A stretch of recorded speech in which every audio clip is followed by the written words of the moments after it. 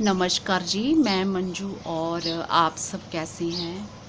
आज मैं ये इस खूबसूरत ट्रॉपिकल प्लांट के बारे में बात करूंगी, जिसे कि बोट लिली के नाम से जाना जाता है और इसे ऑयस्टर प्लांट भी कहा जाता है और भी बहुत सारे नामों से इसे जाना जाता है।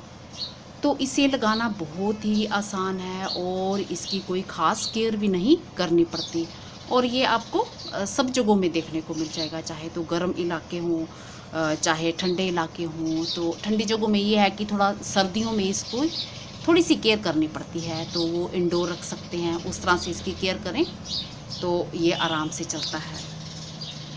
और तो और इस पे फूल बहुत ही खूबसूरत आते हैं और बोट लिली तो नाम इसका पड़ा ही तभी जब इसके फ्लावर्स आते हैं तो एक बोट शेप का बनता है कवर और उसके बीच में से फिर फूल निकलते हैं सफ़ेद रंग के, तो बहुत ही खूबसूरत लगते हैं। तो मैंने 298 एक वीडियो बनाया था, video number 298 blooming boat lily in my garden. वो मैंने 16 फरवरी को बनाया था, तो तब उस टाइम इस पर खूब सारे फ्लावर्स आ रहे थे। तो वो आप मेरा वीडियो अगर फुल देखना चाहते हैं तो वीडियो मेरा आप 298 देख सकते हैं। तो इसकी केयर बिल्कुल भी नहीं करनी पड़ती, खासकर जो मेरे जैसी जगह में रहते हैं। तो एक बार आप लगा दो इसको और ना ही ये ज़्यादा खाद मांगता है और ना ही इसे ज़्यादा पानी की ज़रूरत होती है। तो बट ये सिर्फ एक ध्यान आपने रखना है, जो इसका ये पत्तियाँ हैं, ये जो हैं ये पत्तियाँ ये जैसे ये टकराती हैं और इसमें से कई बार वो जो इसका सैप निकलता है, रस निकलता है इसका, वो पॉइजनस होता है। बस इस चीज़ का ध्यान रखना है। तो उससे ये है कि स्किन इरिटेशन की प्रॉब्लम, और अगर खा लिया जाए तो उससे प्रॉब्लम हो सकता है, कई तरह की प्रॉब्लम हो सकती हैं। बस इस चीज़ का ध्यान रखना है और अपने बच्चों को इस चीज़ के बारे में बताना है और पेट्स को भी इससे इस चीज़ से मतलब दूर रखना है थोड़ा सा। तो ये बस इसकी थोड़ी ये बात ध्यान देने लायक है। बाकी इस प्लांट को आप अपने गार्डन में लगाइए, आप पोट में लगाइए, आप किसी भी चीज़ में इसको ग्रो कर सकते हैं और बहुत ही आसान तरीके से ये ग्रो हो सकता है। और तो और ये जो अपनी प्रोपगेशन है खुद से ही स्टार्ट कर देता है। जब इसमें आप मेरा वीडियो नंबर देखना 298, जब इसमें फूल लगे हुए थे तो उनमें फिर सीड बनता है और सीड इसका जहाँ जहाँ गिरता है उससे अपने आप ही प्लांट्स तैयार हो जाते हैं, न्यू न्यू प्लांट्स तैयार हो जाते हैं। और तो और इसको आप स्टेम कटिंग से भी बहुत ही आसानी से लगा सकते हैं। तो मैं अभी कुछ आपको दिखाती हूँ। ये जो मेरा आइसक्रीम का ये छोटा सा ये आप देख सकते हैं, ये बाउल देख सकते हैं, इसमें मैंने स्पाइडर प्लांट जो लगा रखा हुआ है। तो इन्हीं छोटे छोटे ऐसे कप में मैंने ये भी लगा रखे हुए थे और ये इतने अच्छे से चलते हैं। जब ये सीड से जब सीड गिरता है तो छोटे छोटे प्लांट बनते हैं। तो ऐसे मिट्टी भर के मैंने यूं ही लगा दिए हुए थे, तो वो बहुत ही खूबसूरत छोटे छोटे प्लांट एक एक इसमें इतने इतने बाउल में भी चल जाता है। चाहे तो आप इसे वो जो है हैंगिंग पॉट में भी लगा सकते हो। तो उससे क्या है कि ये इतनी जल्दी इनकी जो ग्रोथ होती है, आपका एकदम से जो आप हैंगिंग पॉट बनाओगे वो एकदम से पूरा भरा का भरा लगता है। ये कई तरह के होते हैं, इसमें जैसे ये कलर है, नीचे जो है इसका ये पर्पल कलर है, डार्क पर्पल कलर है और ये डार्क ग्रीन कलर आ रहा है, ऊपर का आ रहा है, ये इसकी खूबसूरती बढ़ाता है। और कई जो हैं वो पिंक शेड लिए होते हैं और उनमें धारियाँ पड़ी होती हैं, और उनमें भी कई जो डार्क कलर के होते हैं और लाइट पिंक जहाँ वाइट कलर की धारियाँ वो अलग अलग तरह की होती हैं। तो कुछ महीनों पहले मैंने भी उस तरह का एक लगा रखा हुआ है, वो मैंने अपनी छत के ऊपर प्लांट रखा हुआ है। तो जो मैंने वीडियो बनाया था, एक वो हमारे फैमिली फ्रेंड है डॉक्टर वाजपेयी जी, उनके घर से मैंने लाई थी। तो ये मैंने फ़र्क देखा, जो इस प्लांट को आप लगाते हो तो ये हल्की धूप में भी चल पड़ता है, डायरेक्ट सनलाइट इसे बिल्कुल नहीं चाहिए।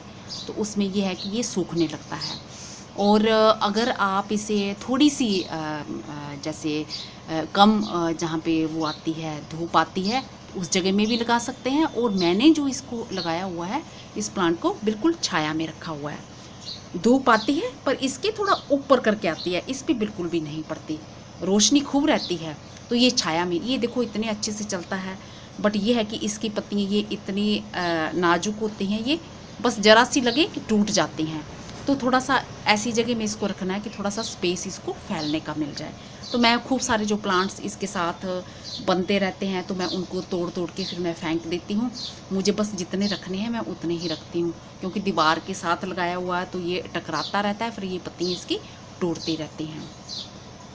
तो मिट्टी कैसे बनानी है इसकी, मिट्टी की बात है, इसको रेतली मिट्टी जो है इसे बहुत पसंद आती है। वेल ड्रेन्ड सॉइल होनी चाहिए, वो तो सारे प्लांट्स के साथ ही ऐसा है।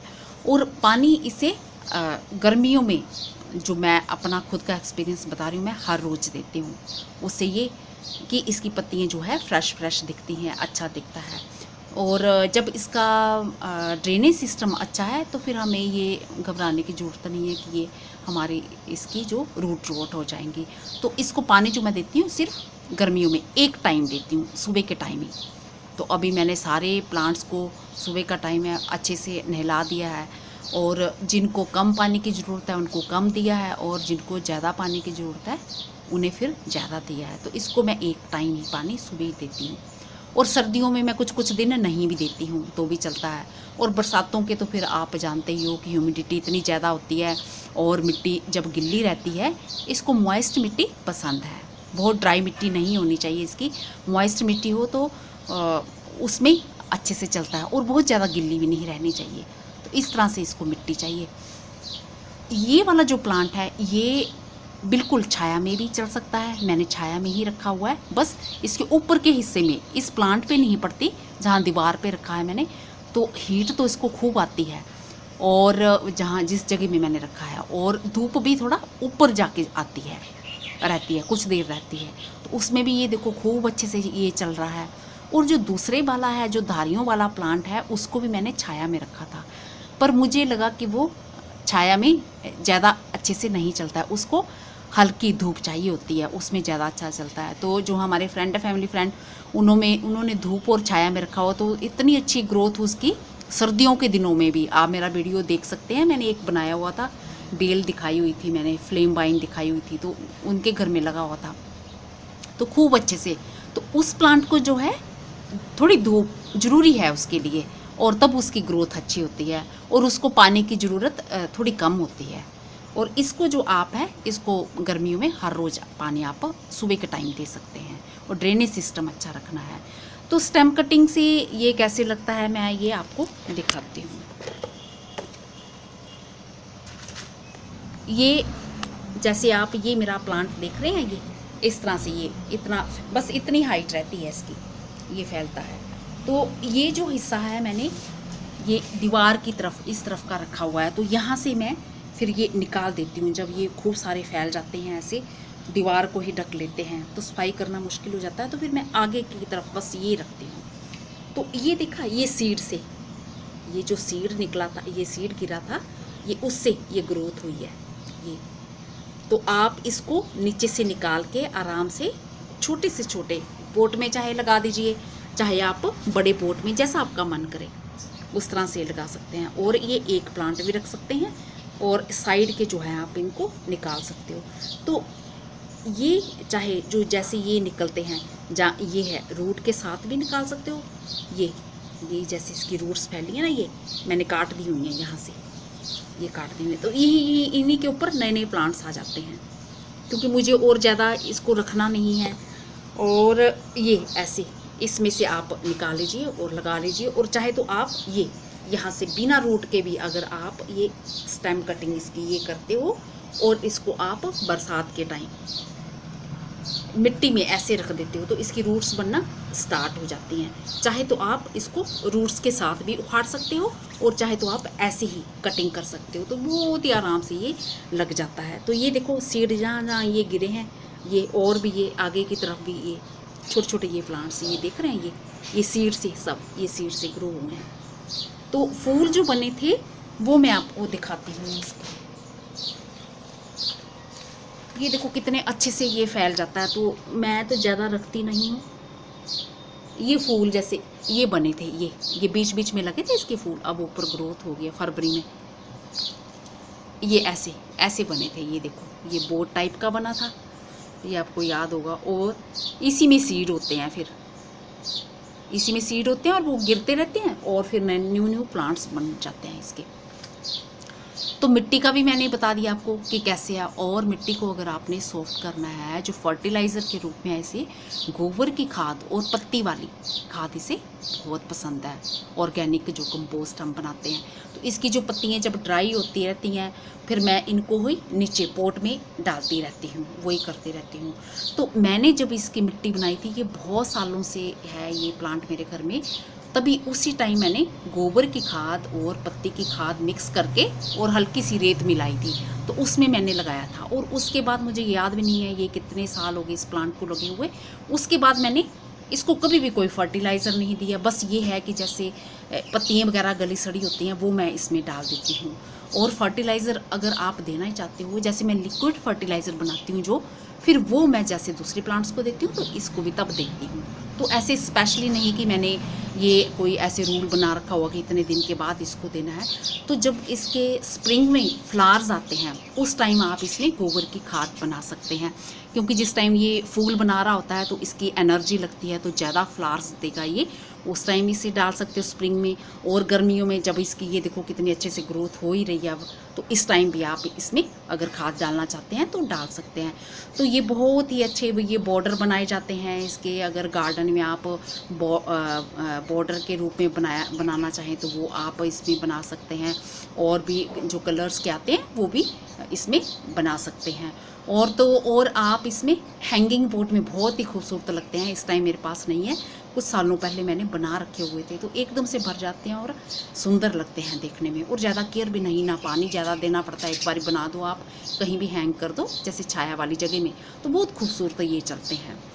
दूसरी बात ये, जो ठंडी जगह वाले हैं मेरे भाई बहन, हमारे लिए तो ये पेरिनियल है, सालों साल चलने वाला प्लांट है। और जो ठंडी जगहों वाले हैं, अगर वो उन्होंने बाहर लगा रखे हैं, फ्रोस्ट पड़ती है, जब बर्फ़ पड़ती है, तो उस टाइम ये प्लांट फिर इसको ठंड ज़्यादा अच्छी नहीं, इतनी ज़्यादा ठंड अच्छी नहीं लगती। जो हमारे तरफ ठंड पड़ती है वो तो ये बहुत आराम से सहन कर लेता है। और सूखे को सहन करने वाला प्लांट है ये, सूखा खूब सहन कर लेता है। बट जो ठंड जिन जगहों में बहुत ज़्यादा होती है, तो उन दिनों वो मेरे भाई बहन इस प्लांट को इंडोर रख सकते हैं। और पानी इस प्लांट में देने के बजाय, क्योंकि सर्दियों में पानी ज़्यादा सूखता नहीं है, तो ये आप इस तरह से इनकी पत्तियों पे ये स्प्रे कर सकते हैं, हल्की हल्की ये मिस्टिंग करनी है आपने इस तरह से ऐसे। तो उससे क्या है कि ये जब सर्दियों में ड्राई एयर हो जाती है और जो पोट का पानी सूखता नहीं है, तो इससे ह्यूमिडिटी बनी रहेगी। और इसके आसपास जो आप पानी वाले प्लांट्स रख सकते हैं, जैसे कि एरो हेड वाइन, वो पानी में भी चल पड़ती है, अगर आपने उसे ग्रो किया हुआ है उसे रख सकते हैं। मनी प्लांट को रख सकते हैं। और लकी बैम्बू वगैरह है वो आप इंडोर इसके साथ रख सकते हैं। तो उससे क्या होता कि ह्यूमिडिटी बनी रहेगी और ठंडी जगह वालों के यहाँ खूब अच्छे से चलेगा। तो हमें तो ऐसी चिंता करने की ज़रूरत नहीं है। हमारे यहाँ तो ना ऐसी कोई बीमारियाँ लगती हैं, ना कोई प्रॉब्लम होती है, ये आराम से चलता है। क्योंकि सूखे को सहन करने की जो क्षमता है इसमें बहुत ज़्यादा है। बस यही सब करना है और कुछ भी इसके प्लांट के साथ नहीं करना है। बहुत ही लो मेंटेनेंस प्लांट है ये। अगर आप मेरे भाई बहन जो जॉब करते हैं, वो उनके पास ज़्यादा टाइम नहीं है, तो वो हरा भरा अपने घर को देखना चाहते हैं, तो इस तरह के प्लांट्स वो ग्रो कर सकते हैं। तो बहुत ही जल्दी इसकी ग्रोथ होती है। तो ये देखो कितना फैला हुआ है। हालांकि मैं निकाल देती हूँ और ज़्यादा पोट में रखना मुझे पसंद नहीं है। बस मैंने एक में ही लगाया हुआ है इसको, और जब ज़्यादा होते हैं तो मैं निकाल के हटा देती हूँ। और दूसरे छोटे छोटे पोट में भी ये बहुत ही खूबसूरत लगते हैं। तो मुझे जो जो याद आया वो मैंने बता दिया। होप करती हूँ कि आज का मेरा वीडियो पसंद आया होगा। और जो मेरे भाई बहन इसको लगाना चाहते हैं तो ये सीड से भी लगा सकते हैं, नर्सरी से ला सकते हैं। और अगर कहीं आसपास लगा है तो ये स्टेम कटिंग से आप इसे लगा सकते हो। और यहाँ जिनके फ्लावर्स ये जब बनते हैं तो गमलों के आसपास ये खूब उगाए होते हैं, तो उससे भी आप लगा सकते हो। तो बस यही सब करना होता है। और सर्दियों में भी हमारे यहाँ जो जैसे सर्दी पड़ती है वहाँ भी खूब अच्छे से तब चलते हैं, तो उतनी सर्दी को, ज़्यादा सर्दी हमारे पड़ती नहीं है, तो आराम से ये सहन कर लेते हैं। नमस्ते जी, होप करती हूँ आज का मेरा वीडियो पसंद आया होगा और आप इस प्लांट को अपने घर में ज़रूर जगह दोगे, क्योंकि इसके लिए कोई ख़ास केयर करनी ही नहीं पड़ती और इसे गार्डन में खूब लगा सकते हैं, ये खूब बड़ा बड़ा हो सकता है। और आप अगर पेड़ों के नीचे लगाना चाहते हैं तो वहाँ भी ये खूब अच्छे से चलता है।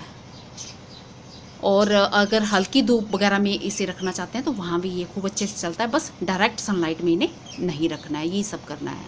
नमस्ते जी, शुक्रिया।